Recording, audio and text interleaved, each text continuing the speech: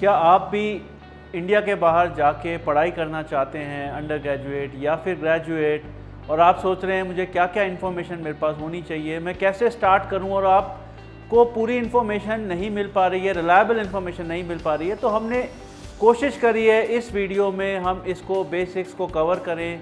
उसके बाद आपके लिए ईजी होगा इस जर्नी को स्टार्ट करना to reach to the university in foreign country. तो स्टार्ट करते हैं। हमने इस पूरे प्रोसेस को 8 स्टेप्स में डिवाइड करा हुआ है। Number 1 is research universities, research your country, research the field that you want to study, that is step number 1। Second, what is the eligibility criteria for that university और for that course और for that country. Number 3, what are the standardise test that they take admission, जैसे कि TOEFL वगैरह जो हम आगे बात करेंगे। नेक्स्ट है अप्लाई टू यूनिवर्सिटी, यूनिवर्सिटी में अप्लाई करने के लिए क्या क्या प्रोसेस, क्या क्या एप्लीकेशन, क्या डॉक्यूमेंट्स आपको चाहिए होते हैं। Number 5 is how do you apply for scholarships. It is very important that we look for scholarship options. Number 6 is how do you apply for a student visa depending on the country.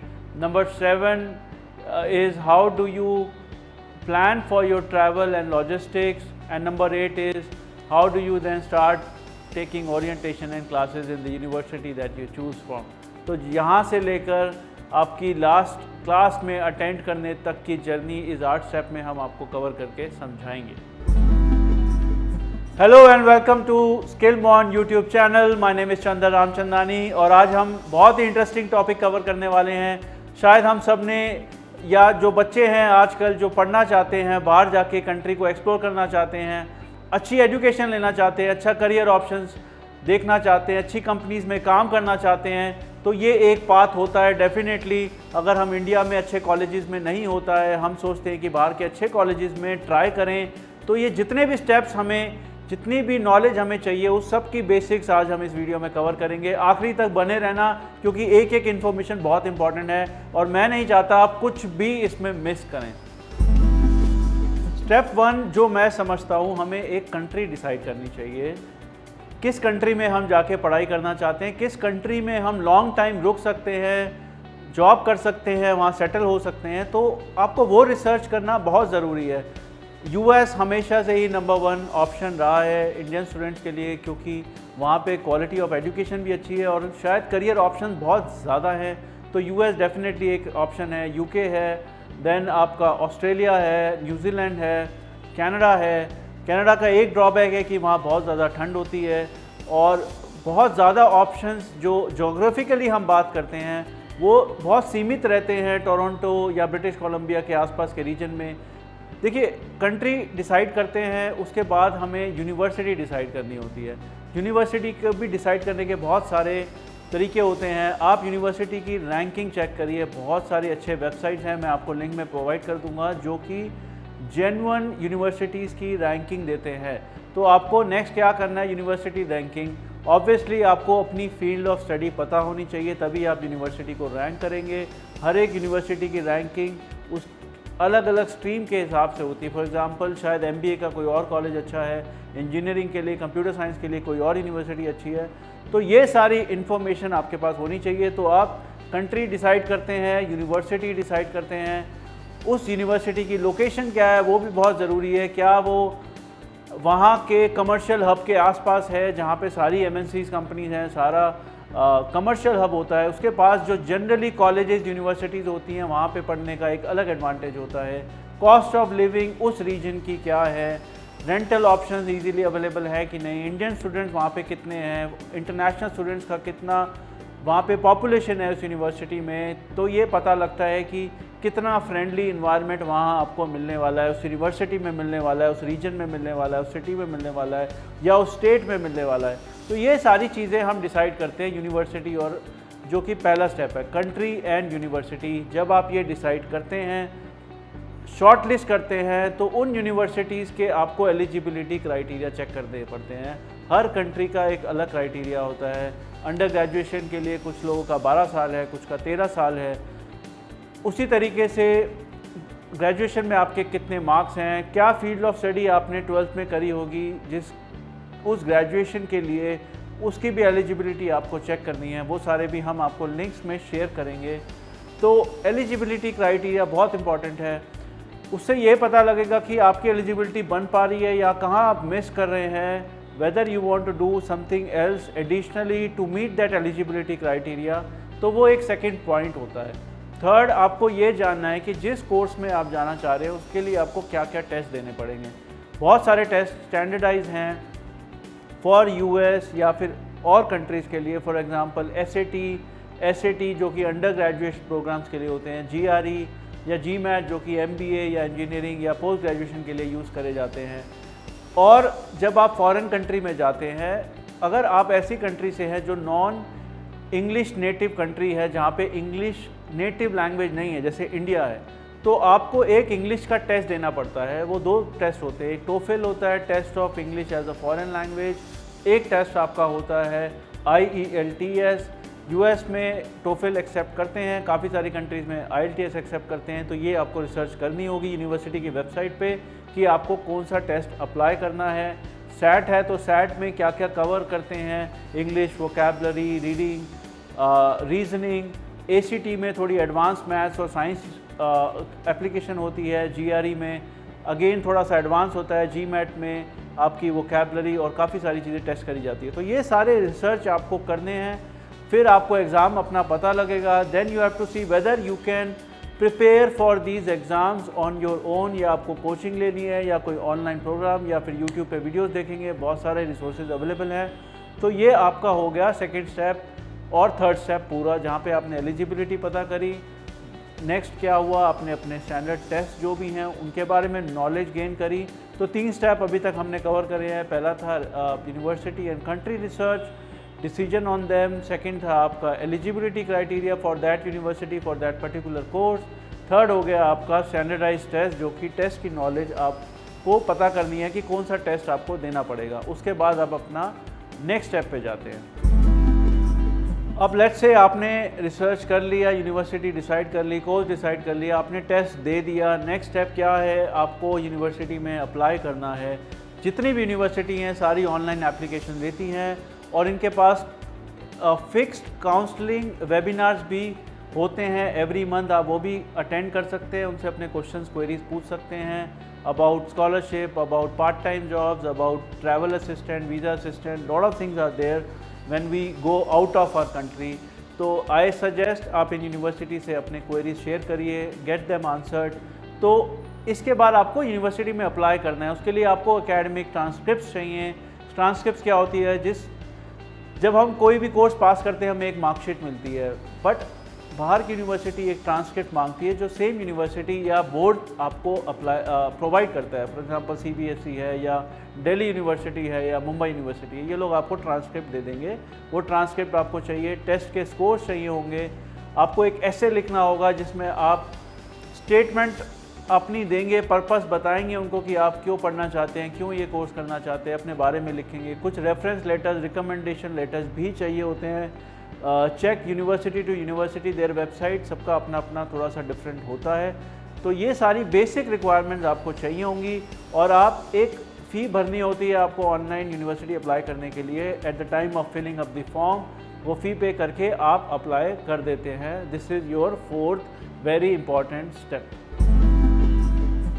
Next step आता है scholarship का। जब हम यहाँ से India से या आप किसी भी कंट्री से हैं, जब आप फॉरेन एजुकेशन लेने जाते हैं, आपके बहुत सारे एक्सपेंस होते हैं। आपकी कॉलेज फ़ी होती है, आपको रेंट देना होता है, फूड एक्सपेंस होता है, ट्रैवल एक्सपेंस होता है और बहुत सारे एक्सपेंसेस होते हैं। और because of difference in the currency हमें काफ़ी बर्डन पड़ता है, हमारे पेरेंट्स के ऊपर बर्डन पड़ता है इन सब एक्सपेंसेस को बियर करने के लिए। तो स्कॉलरशिप के ऑप्शंस चेक करिए उस यूनिवर्सिटी के साथ। हर यूनिवर्सिटी में स्कॉलरशिप ऑप्शंस होते हैं इंटरनेशनल स्टूडेंट्स के लिए, वो ऑप्शंस आपको बिल्कुल एक्सप्लोर करने हैं। साथ ही साथ आपको ये भी एक्सप्लोर करना है कि क्या वो साथ में कोई research part time assistant job आपको दे सकते हैं कि नहीं। वो सारे ऑप्शंस आप प्लीज़ फाइंड आउट करिए। This is your fifth step. And next step comes is the visa process. हर एक कंट्री का डिफरेंट प्रोसीजर होता है स्टूडेंट वीज़ा के लिए। इन सब की बहुत सारी वेबसाइट भी हैं, मैं लिंक में शेयर कर दूंगा। इन सब में आपको ये फाइंड आउट करना है कि क्या वीज़ा प्रोसेस है, कितनी फ़ीस है, कितना टाइम लगता है, क्या आपको डॉक्यूमेंट्स चाहिए उस यूनिवर्सिटी से उस वीज़ा को अप्लाई करने के लिए, कितना टोटल टाइम लगेगा। तो ये आपका बहुत इंपॉर्टेंट स्टेप होता है। कई बार ये थोड़ा हेक्टिक प्रोसेस भी होता है, but you can do it if you do a proper research before applying it. और हाँ, बहुत सारी अच्छी कंपनीज़ भी हैं जो सपोर्ट करती है बच्चों को बाहर पढ़ने के लिए। They support you in the entire journey. But मैं यही सजेस्ट करूँगा, अगर आप कोई एजेंसी लेते हैं तो look for genuine who are establish in the market. बहुत सारे स्कैमर्स भी हमने देखे हैं, बहुत सारे छोटे छोटे प्लेयर्स भी देखे हैं, वो पुश करते हैं आपको छोटी छोटी यूनिवर्सिटी कॉलेज में जाने के लिए, जहाँ से पढ़ने के बाद आपको एक्चुअली कोई बेनिफिट नहीं मिलता। तो आप प्लीज़, अगर आप बाहर पढ़ना चाहते हैं, अपने पेरेंट्स के पैसे लगा रहे हैं, अपना टाइम लगा रहे हैं, अपने ड्रीम्स को लेके जा रहे हैं, तो आप अपने से अच्छे से रिसर्च करिए। Try to get admission into recognised institute, university और अ कॉलेज। तो ये आपका नेक्स्ट स्टेप था, वीज़ा प्रोसेस। चलो, शायद अब तक आपको वीज़ा भी मिल गया, एडमिशन मिल गया। अब आपको क्या करना है, ट्रैवल प्लान करना है। कैसे आप ट्रैवल करेंगे, कहाँ पे वहाँ जाके रहेंगे, ट्रैवलिंग में क्या बेस्ट फ़्लाइट ऑप्शन है, डायरेक्ट ऑप्शंस कितने आ रहे हैं आपके पास, एकोमोडेशन कॉलेज के अंदर मिल रहा है, वेल एंड गुड। नहीं मिलता है तो पास में आपको लेना है, शेयरिंग में लेना है। I suggest you always go for sharing. जब आप अकेले किसी कंट्री में जाते हैं पहली बार, बहुत सारी नए चैलेंजेस आते हैं, बट मुझे ऐसा लगता है अगर आप शेयरिंग में रहते हैं और लोगों के साथ रहते हैं, या आपको कोई और नोन फ्रेंड या नेटवर्क में मिल जाता है जो वहाँ ऑलरेडी 1-2 साल से रह रहा है, that is the best option to do. तो जो नेक्स्ट स्टेप होता है, ट्रैवल एंड अकोमोडेशन होता है। आपको क्या क्या सामान वहाँ ले जाना है, क्या पैकिंग करनी है, क्या क्या ऐसी चीज़ें हैं शायद जो वहाँ पे महंगी मिले या आपको ना मिले और आपको वो चाहिए ही चाहिए। तो वो सारी चीज़ें आपको देखनी है। वहाँ का लोकल फ़ोन नंबर, वहाँ का इंटरनेट होना, ये सारी चीज़ें बेसिक है जो ट्रैवल एंड अकोमोडेशन में मुझे लगता है अपनी आपको चेकलिस्ट बनानी चाहिए। उस चेकलिस्ट पे एक एक करके काम करके उसको टिक करना चाहिए, then you are ready to go. जो लास्ट स्टेप यहाँ पे आता है वो आता है जब आप वहाँ पहुँच गए। हर एक यूनिवर्सिटी में एक ओरिएंटेशन प्रोग्राम होता है कोर्स स्टार्ट करने से पहले, वो ओरिएंटेशन आप अटेंड करिए। वहाँ पर आपको इंटरनेशनल स्टूडेंट बॉडी भी मिलेगी, एक कम्युनिटी होती है जो कि इंटरनेशनल स्टूडेंट्स को हेल्प करती है। जो वहाँ के स्टूडेंट होते हैं वही उसको चलाते हैं, उनको कांटेक्ट करिए, वहाँ के ग्रुप्स ज्वाइन करिए, कोशिश करिए वहाँ पे अपना फ्रेंड सर्कल बनाएं, कोशिश करिए सीनियर से रिलेशन बनाएं, कोशिश करिए वहाँ के फैकल्टी से भी बातचीत करके आप ज़्यादा से ज़्यादा नॉलेज गेन करेंगे और उतना ही सक्सेस पाएंगे। बिकॉज आप एक नई कंट्री, नए कल्चर में जा रहे हैं, तो वो डिफ़िकल्टीज़ आती है, ये ईजी हो जाती हैं अगर हम ये सारी चीज़ें करते हैं।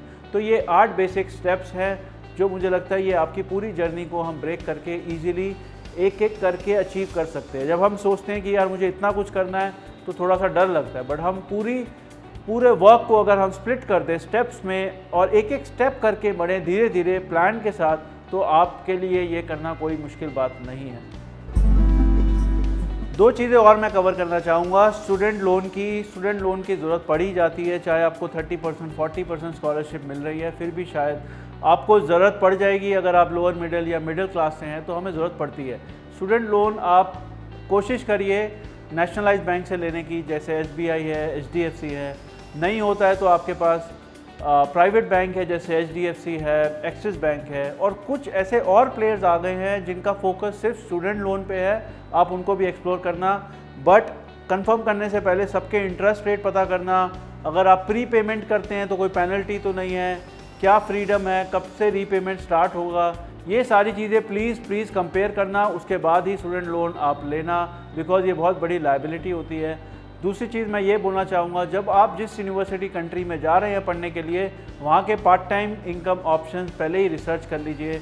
आप फ्रीलांसिंग भी कर सकते हैं, डिजिटल फ्रीलांसिंग, बहुत सारे ऑप्शन हैं, हमने उस पर वीडियोज़ भी बनाई हुई हैं। कंटेंट राइटिंग होती है, ग्राफिक डिज़ाइनिंग है, बहुत सारे ऑप्शन हैं, आप वो भी वहाँ से बैठे बैठे भी कर सकते हैं। ज़रूरी नहीं आपको इंडिया में ही होना है, आप US से बैठ के भी बहुत सारे ऐसे प्लेटफॉर्म हैं जहाँ पे रजिस्टर करेंगे, फ्रीलांसिंग भी कर सकते हैं, या फिर वहाँ पे काफ़ी सारे यूनिवर्सिटी में आपको जॉब मिल जाती है।